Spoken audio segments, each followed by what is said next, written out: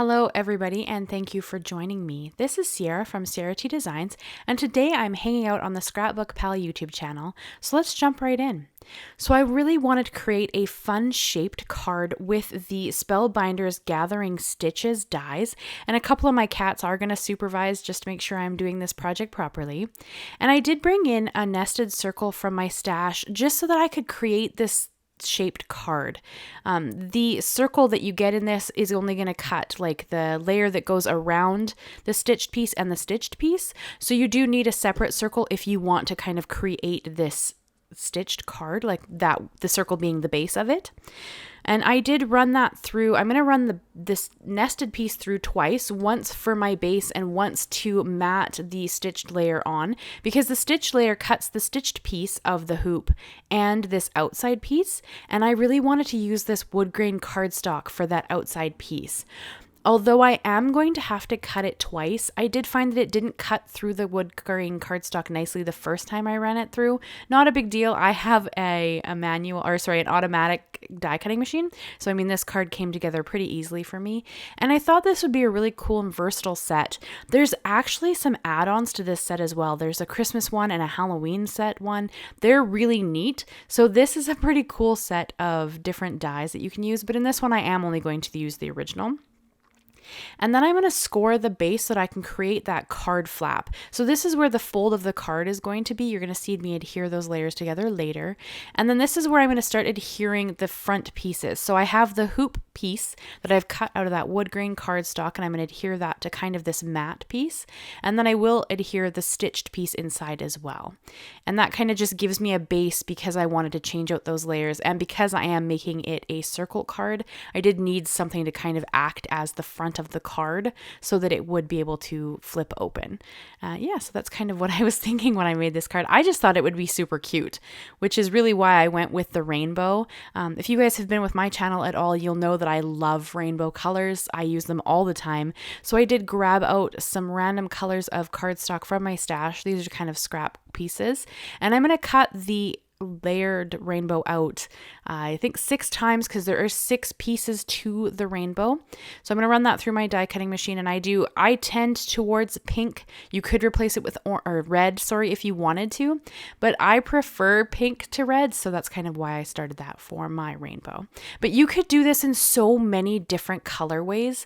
I mean, and it would be super easy to make so many cards because of course each time you cut it out, you do end up with 6 layers. So if you wanted to do this, darkest to lightest or monochromatic look, or you could do this in whites and golds, you could do it. There's so many things you could do with this to create really fun, quick cards.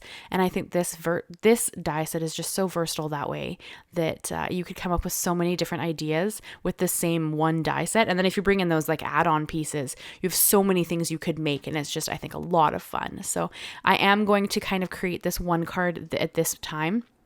I did bring in these extra gold piece. I wanted a little bit of gold on my card. I love gold, but you could replace this with silver or any metallic that you wanted to.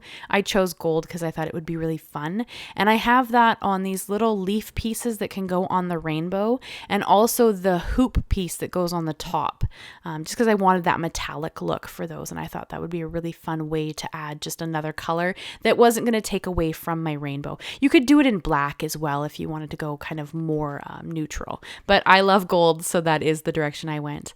Now I did have a little bit of trouble popping some of these rainbow pieces out.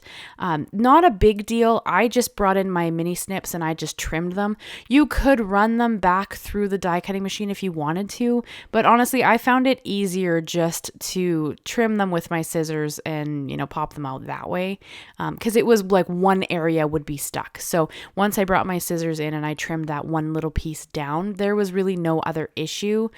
So that's kind of what I was thinking. And that does kind of happen sometimes when you use a cutting mat instead of plates. I find that sometimes it doesn't die cut all the way through in some areas, especially on these really skinny, delicate lines of the rainbow, but not a big deal. I just trimmed those out, and then that's how I'm going to adhere them. So I'm kind of just trimming all of my layers out so that I know what my rainbow is going to look like. And then I remembered that I have the Spellbinders Popular Sentiments die sets in my stash, and I thought that would be a really fun thing to add to this. It does come with multiple sentiments, but it also has the shadow layer, which is really cool. I love the shadow layer of words. I don't use them in this design because the design is quite small, so it didn't really need the shadow layer for it, but that is something that I love about that die set. So I chose to go with thank you, but there's also happy birthday and best wishes and for you. Like there's a whole bunch of different word dies in this little set. And I thought that would be kind of a fun sentiment to add to this. There is a matching stamp set that actually goes with these dies, but I didn't grab it just because I thought that I would use all dies for this set, just because I think it would be a fun card to do with just dies. There's nothing else in here, so I thought that was kind of a fun way to just play with my elements and see what I could come up with just using the dies. So I'm going to start adhering my layers together. So you see that I adhered that kind of hoop piece at the top, and I'm going to hide it behind my flap. So you can't see the extra bits that are going behind the hoop. You just see that top piece. And I'm sorry, I'm sure that there are actual words for the hoop pieces, but I don't know them. So I kind of just have to go with what I know for the words. And I did cut my sentiment out of that gold cardstock again, just because I didn't want to introduce any more colors.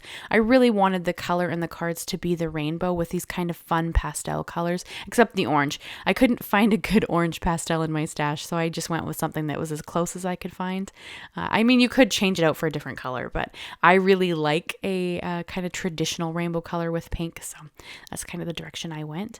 And I am going to adhere that straight down onto my hoop piece because I just think this is a really fun design. But I do think that you would be really easy to mass produce these cards if you had to make a lot of thank you cards, because everything in here is a die, and it would just be really easy to kind of build these. So you kind of do it assembly line, you know, cut everything, have everything ready to go, and then just build all your cards. And you just have a whole bunch of really fun, cute, in this case, they're thank you cards, but they could be anything, you know, hello cards or happy birthday cards or whatever you wanted to add to this. So I just think this design is so much fun. And there's so many other things you can add to this. There's a bunch of flowers in this die set as well. And like I said, there are add-ons. There's like a pumpkin add-on to this. There's a Christmas add-on to this. There's a little add-on that gives you like really funky scissors and a spool of thread and a needle and thread. Like there's some great stuff in this little collection. So make sure you check it out because ScrapbookPal does have them all. So you can go and have a look at all those fun add-ons. I had to grab the pumpkin one because I really wanted to do like a stitched look with the pumpkins because I think that'd be really fun. So there is a lot of great stuff going on in this collection that you'll have to check out. And then those little leaf pieces just kind of sit on top of the larger of the two rainbow pieces. And it just kind of adds a little bit of extra metallic. You don't need to do that if you didn't want to, but I like gold, so I thought it'd be kind of fun just to add that extra little detail on there. And of course, like I said, you could bring in some flowers and leaves and all sorts of fun things, but I really wanted to go with a kind of a cute, simple card for this.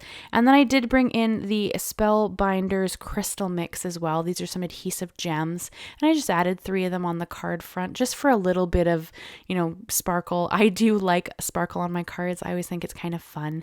And then this is the card I have for you guys today. I hope you enjoyed it.